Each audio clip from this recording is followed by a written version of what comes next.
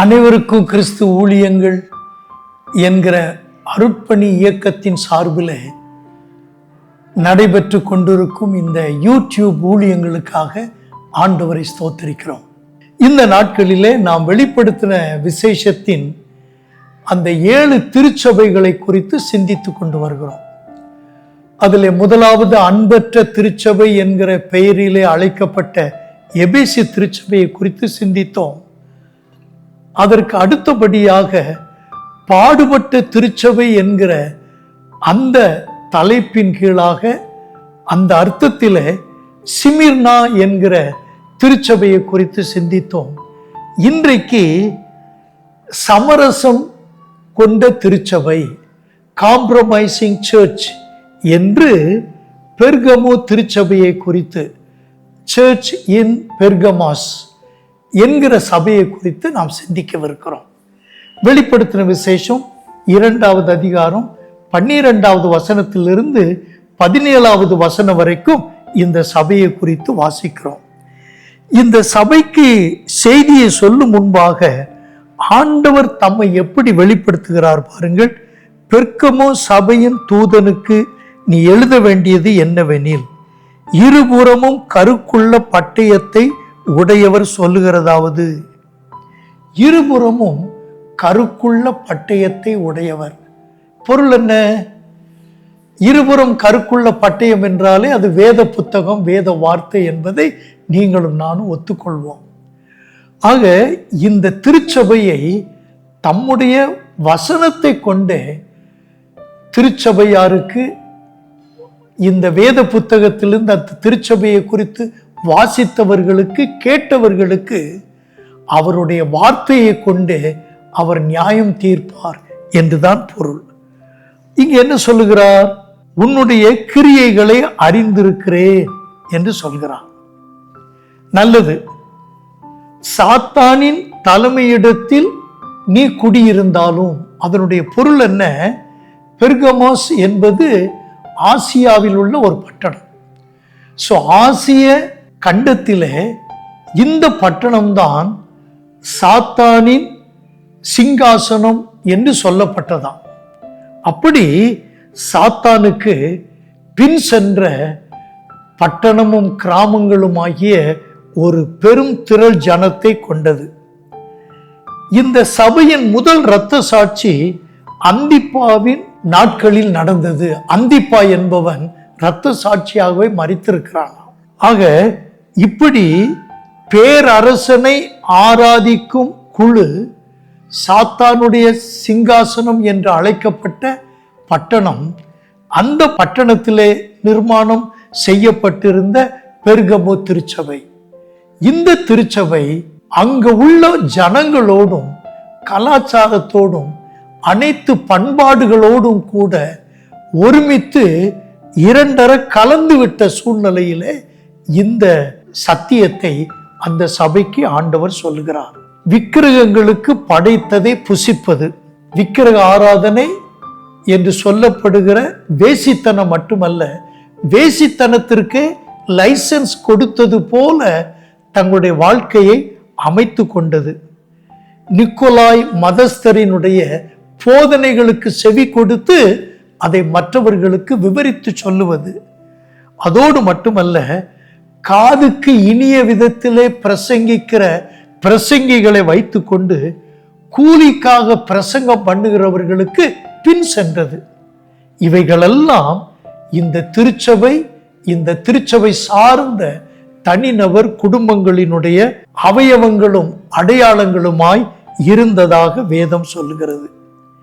இவைகளில் பங்கெடுப்பது கண்டிக்கத்தக்கது என்று திருச்சபை சுட்டி காட்டவும் இல்லை, திருச்சபைக்கு அதை உணர்த்தவும் இல்லை, திருச்சபை குடும்பங்களுக்கு அதை கற்றுக் கொடுக்கவும் இல்லை. சிலைகளை வணங்கலாம், ஒழுக்கக்கேடாக நடக்கலாம் என்கின்ற இந்த நிக்கோலாய் மதஸ்தரினுடைய போதனைகளுக்கு அப்படியே செவி மடுத்து சென்ற ஒரு திருச்சபை. ஆண்டவர் கொடுக்கிற எச்சரிப்பு என்ன? இந்த தவ காலத்தில், இந்த 40 நாட்கள் தபசு காலத்தில் நீங்களும் நானும் இதில் கற்றுக்கொள்கிற பாடம் என்ன? நான் உன்னை வெறுக்கிறேன், நீ மனம் திரும்பு என்று பச்சையாக பட்டவர்த்தமாக உள்ளங்கை நெல்லிக்கனியாக ஆண்டவர் சொல்லுவதை இங்கே பார்க்கிறோம்.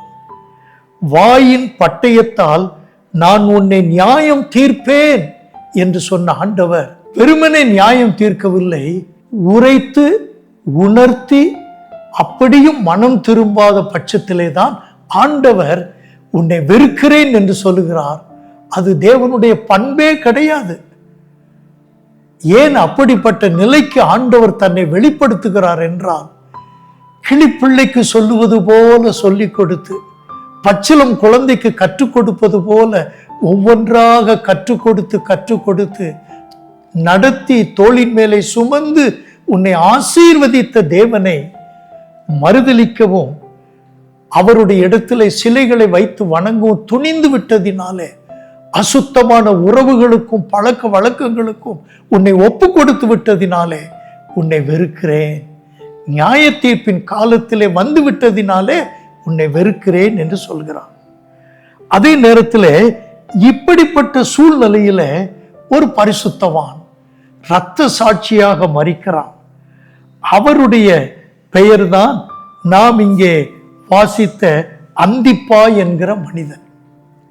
ஆகவே ஆண்டவர் அந்திப்பா போன்று அவனோடு கூட சேர்ந்து வாழ்ந்து தேவனை மகிமைப்படுத்துகிறவர்களுக்கு அவர் சொல்லுகிற, அவர் கொடுக்கிற ரிவார்டு, பரிசு என்ன, பாராட்டு என்ன வாசிக்கிறேன் பாருங்கள்.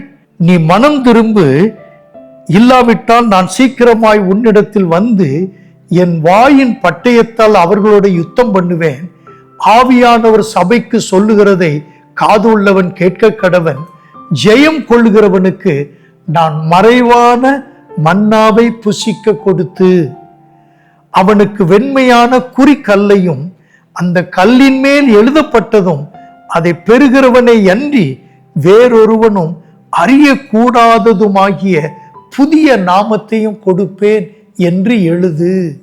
பரிசுத்தத்திற்கு அழைத்தவர், பரிசுத்தத்தை தங்களுடைய வாழ்வாக மாற்றிக்கொள்வதற்கு பலன் கொடுப்பவர், அதில் தவறு வரும் பொழுது அதை உணர்த்தி காட்டுபவர், அந்த உணர்த்துதலுக்கு பின்னும் கீழ்ப்படியாத போது என்ன தண்டனை காத்திருக்கிறது என்று சொல்பவர். அப்படி உணர்த்தப்பட்டவர்கள் மனம் திரும்பும் போது, பரிசுத்த ஓட்டத்தை துவங்கினவர்கள் தொடர்ந்து பரிசுத்தத்தில் நிலைத்திருக்கும் போது என்ன அவர்களுக்கு பரிசு என்பதை சொல்லும் போது நான் வாசித்தபடி என்ன சொல்லி இருக்கிறது? மறைவான மன்னா, உன்னதத்திலிருந்து இறங்கி வந்த இயேசு கிறிஸ்துவாகிய அப்பமே நமக்கு மன்னா. அவனுக்கு வெண்மையான குறிக்கல் என்று சொல்லப்பட்டிருப்பது என்ன? அங்கீகரிக்கப்பட்டவன், நீ முத்திரிக்கப்பட்டவன், நீ எனக்கு விசேஷித்தவன் என்று பிரத்யேகப்படுத்தினது. அது மட்டுமல்லாமல் புதிய நாமத்தையும் உனக்கு கொடுப்பேன். யாக்கோபு என்றால் இஸ்ரவேல் என்று கொடுப்பாரோ? அருமையான சகோதரனே, சகோதரியே, இப்படி ஜெயம் பெறுவோம், ஆண்டவருடைய சன்மானத்தை பெறுவோம்.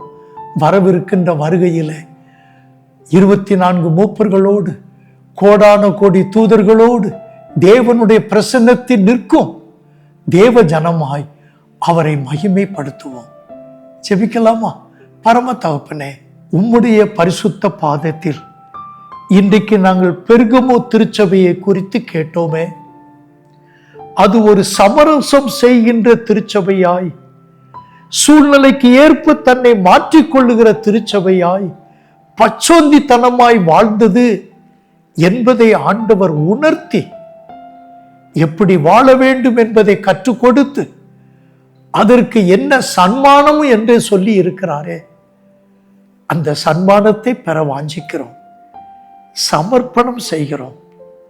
சிலை வணக்கம் என்கிற நிலையிலே நாங்கள் எதை வைத்திருந்தாலும், தவறான உறவுகள் என்கிற விஷயத்திலே உமக்கு அடுத்த விஷயமாக, அல்லாவிட்டால் உமக்கு உரிய இடத்துல எந்த காரியத்தை நாங்கள் வைத்திருந்தாலும் அவைகள் எல்லாவற்றையும் விட்டு எச்சரிக்கப்படுகிற நாங்கள் மனம் திரும்பி உம்மை பற்றி கொள்ளவும், ஜீவ மன்னாவை புசிப்பவர்களாய் வெண்மையான குறிக்கல் ஆக அங்கீகரிக்கப்பட்டவர்களாய், புதிய நாமம் பெற்றவர்களாய் உம்மை மகிமைப்படுத்த கிருபை செய்யும். இயேசுவின் நாமத்தில் பிதாவே.